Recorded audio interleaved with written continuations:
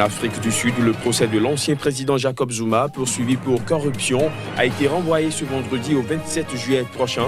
Il a cependant brièvement comparu devant la haute cour de Durban.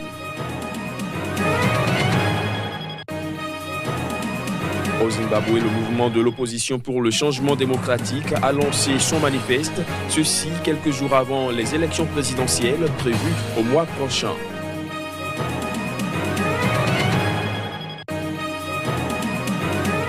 Et puis au Bénin, le président de la nouvelle Cour constitutionnelle installée mercredi dernier est officiellement entré en fonction. C'était ce vendredi matin à Cotonou. On en parle également dans cette édition.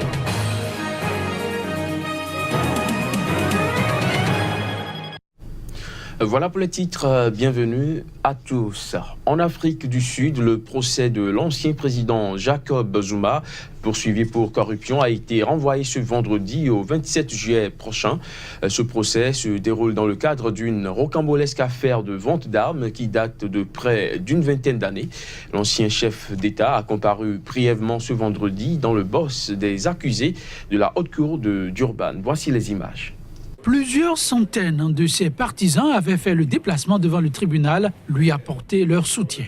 Vêtu d'un costume sombre relevé d'une cravate rouge à pois blanc, Jacob Zuma est arrivé ce vendredi matin à la haute cour de Durban, où il a comparu brièvement dans le box des accusés. Mais le procès a été ajourné au 27 juillet prochain à Pietermaritzburg, capitale judiciaire du KwaZulu-Natal, où le tribunal aura plus de place, selon le juge, pour accueillir le public. L'ancien président sud-africain est soupçonné d'avoir touché des pots de vin de la part du groupe français Thales à l'occasion d'un contrat d'armement de près de 4 milliards d'euros attribué en 1999. À l'époque, il était ministre provincial puis vice-président du pays. Dans ce dossier, l'entreprise d'électronique et de défense est également poursuivie. Englué dans plusieurs scandales, le président Zuma a été poussé à la démission mi-février après un long bras de fer avec son propre parti, le Congrès national africain, ANC, et son successeur, Cyril Ramaphosa, qui a promis d'en finir avec la corruption. Toujours en Afrique du Sud, à un an des élections générales, le Congrès national africain ANC au pouvoir a promis d'accélérer la réforme de la terre au profit de la majorité noire dépossédée pendant l'apartheid. Pour restaurer la dignité des Noirs, le gouvernement du président Cyril Ramaphosa prévoit notamment d'exproprier sans indemniser. Sur son flanc gauche, le parti des combattants pour la liberté économique de Julius Malema joue la surenchère et appelle à envahir les terres. Un cocktail plutôt explosif. Depuis plusieurs mois, des invasions se multiplient dans certaines villes sud-africaines et les forces de l'ordre sont débordées. La ville du Cap est saisie d'une fièvre sociale depuis début 2018, soit une augmentation de 73% des manifestations par rapport à l'an dernier, dont de nombreuses occupations de terre. Les expulsions se terminent souvent en violence avec les forces de l'ordre. La brigade anti-invasion de la municipalité réagit en détruisant à tour de bras les structures illégales et piquets de démarcation plantées sur des terrains occupés. Au total, 26 000 depuis le début de l'année contre 15 000 en 2017. Je ne m'y attendais pas, en particulier de la part de femmes, parce que c'était des femmes policiers qui sont venues défoncer ma porte et qui se sont battues avec moi pour me sortir et pouvoir détruire ma maison. À chaque fois, les familles délogées se sont retroussées les manches et ont reconstruit leur cabane au même endroit avec de vieilles planches, des tôles cabossées, des plastiques et des tissus aux couleurs fanées. Un quart de siècle après la fin de l'apartheid, les autorités ont bien construit 4,3 millions de logements sociaux, mais la pression immobilière reste énorme. Le fait d'avoir encore cette conversation en 2018, de dire je suis pauvre parce que je suis noir, parce que je suis métisse, je suis pauvre parce que j'habite une telle localité ou une telle autre, montre tout le travail qui reste à accomplir. Cela montre qu'il faut encore qu'on ait une conversation honnête en tant que Sud-Africain sur la question qui est au centre de tout ça, c'est-à-dire l'accès à la terre et la façon dont la terre a été retirée au peuple. Ça ne nous sera pas facile de trouver une solution durable. Ça ne va pas se faire une nuit. Parce que ce dont on veut être sûr, c'est d'impliquer tout le monde dans ce processus, chacun d'entre nous. Des millions de Sud-Africains noirs attendent toujours un logement décent. 11 millions de foyers, dont 95% sont noirs, vivent aujourd'hui dans la pauvreté. Des oubliés du système dont le désespoir éclate désormais au grand jour. Au Zimbabwe, le mouvement de l'opposition pour le changement démocratique a lancé son manifeste. Ce lancement intervient quelques jours seulement avant les élections présidentielles prévues le mois prochain. Nous allons faire face à l'un des défis les plus difficiles à relever dans l'humanité. Le niveau de chômage, le niveau de désespoir, la destruction de nos entreprises, nos usines, les routes délabrées que nous avons, l'absence de liquidité dans les banques, les hôpitaux qui sont mortuaires. Nous disons aux Zimbabwéens que ce document que nous sommes sur le point de lancer va vous donner des réponses fondamentales concernant les possibilités d'emploi, les possibilités de faire des affaires, les possibilités d'investissement. D'ici 2023, nous voulons une croissance économique à 2 chiffres en nous assurant qu'en termes de contribution au produit intérieur brut par habitant, nous pouvons même parler de chiffres tels que 46 milliards en termes de capitalisation et nous avons fait le calcul jusqu'en 2029 où nous allons arriver à une économie à 100 milliards de dollars. Nous allons donner une compensation adéquate et complète à tous les fermiers blancs qui se sont débarrassés de leurs terres pendant le programme de réforme agraire. Au Bénin, le président de la nouvelle Cour constitutionnelle installée mercredi dernier est officiellement entré en fonction. Le professeur Joseph Djogbenou succède donc officiellement au professeur Théodore Olo. C'était ce vendredi matin à Cotonou. On fait le point avec Kadjovi Ametono. Documents paraphés, transmission de témoins, puis échange de poignées de main. Le professeur Théodore Olo part de la tête de la Cour constitutionnelle, convaincu que sous la houlette de son successeur, le professeur Joseph Djogbenou, la 6e mandature de la Cour accomplira sa mission. L'esprit de la conférence nationale en instituant la Cour constitutionnelle est d'instaurer un organe apolitique et neutre capable d'assurer le respect et la pérennité de la Constitution pour le bonheur et l'épanouissement du peuple béninois. Nous avons à chaque instant, avec sérénité et la conscience claire et dégagée, rempli notre mission. Aux autres de nous juger et à l'histoire de nous apprécier.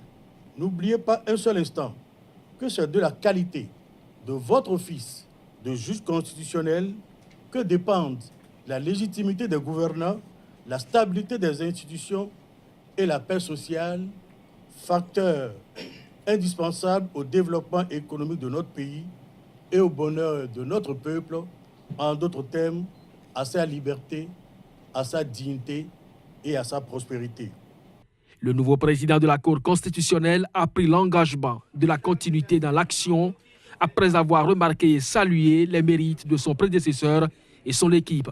Joseph Djogbenou s'inscrit dans la posture de défendre son image de juriste et celle de son équipe.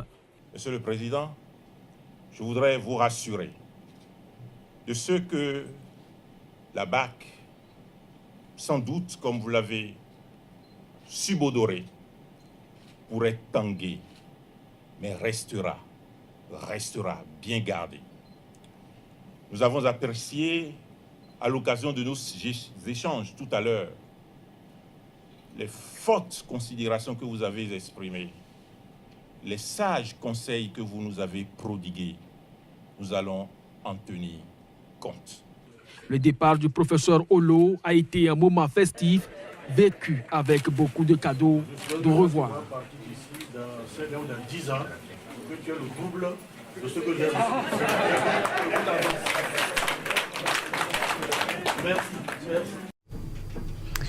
Restons au Bénin où le Parlement a voté mardi dernier une loi interdisant le commerce des produits pétroliers dans les circuits non officiels. Il s'agit de produits largement utilisés par l'immense majorité de la population de ce pays. Mais cette nouvelle mesure, dont l'entrée en vigueur est imminente, fait grincer des dents, surtout du côté des commerçants qui disent n'avoir d'autres alternatives aux sources de revenus. Reportage. Le Bénin est réputé pour commercialiser aux abords des voies publiques des produits pétroliers importés en contrebande du Nigeria, communément appelés paillons. La rareté des stations-service contraint la majorité de la population à se tourner vers cette essence de rue, souvent bon marché, servie dans des bouteilles et des bidons. Mais cette activité génératrice de milliers d'emplois est sur le point de connaître un épilogue.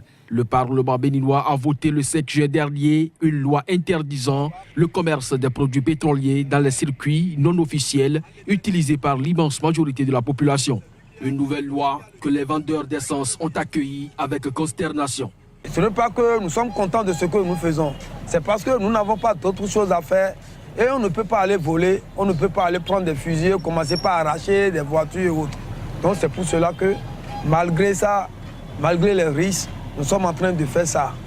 J'ai appris cela, je ne veux plus dormir. Parce que ce que ça me fait là, c'est beaucoup. C'est ça que je fais pour nourrir mes parents, mes enfants au village. Si on a supprimé ce secteur aujourd'hui là, moi, je ne sais pas ce que moi je vais faire. Du côté des consommateurs, on redoute non seulement une pénurie, mais aussi une flambée des prix des produits pétroliers. L'essence de contrebande coûte moins cher que l'essence dans les stations-service. En plus, il n'y a pas assez de stations-service dans nos villes. Excuse-moi, il n'y a pas encore assez de stations. Ça reste encore beaucoup à faire à ce côté. Ce n'est pas fait de violence. On n'a qu'à aller calmement et gérer avec l'expérience. Au terme de la nouvelle disposition, l'introduction et le commerce des produits pétroliers de contrebande sur tout le territoire national sont passibles de sanctions, notamment une amende égale ou double de la valeur des produits saisis et une peine allant de 3 mois à 3 ans de prison ferme. Il faut dire que l'essence de rue a été à l'origine de plusieurs incidents meurtriers dans le pays, notamment l'explosion de cargaison du liquide inflammable. Au Gabon, le football ne rime plus avec rémunération. Sur le terrain d'entraînement du football canon 105, club mythique de Libreville, les joueurs n'ont pas touché de salaire depuis plusieurs mois. Voici les images. Loin des centaines de milliers d'euros mensuels qui pleuvent sur certaines stars du football qui seront présentes pour le mondial en Russie, au Gabon, ballon rond ne rime plus avec rémunération. Selon une étude en 2016 de la FIFPro, syndicat mondial des joueurs professionnels, 96% des joueurs professionnels gabonais ne reçoivent pas leur salaire. Ce sont ces joueurs-là qui ont décidé de faire du football leur profession. Ils ne vivent que de ça. Ils ne vont plus à l'école, ils n'ont pas d'autre boulot, ils ne font que le football.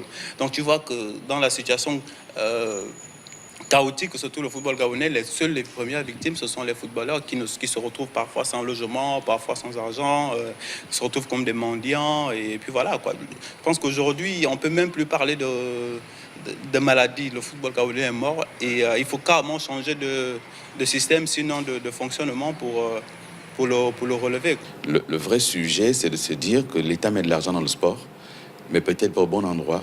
Et cet argent que l'État met ne va pas forcément à la bonne personne. Il n'est pas dans la vocation de l'État de payer les joueurs de football. C'est la responsabilité des clubs. Mais l'État soutient la pratique du sport en mettant un peu d'argent. Les clubs doivent être eux-mêmes amenés à avoir un vrai projet économique pour pouvoir payer les joueurs. Et ce n'est pas le cas aujourd'hui.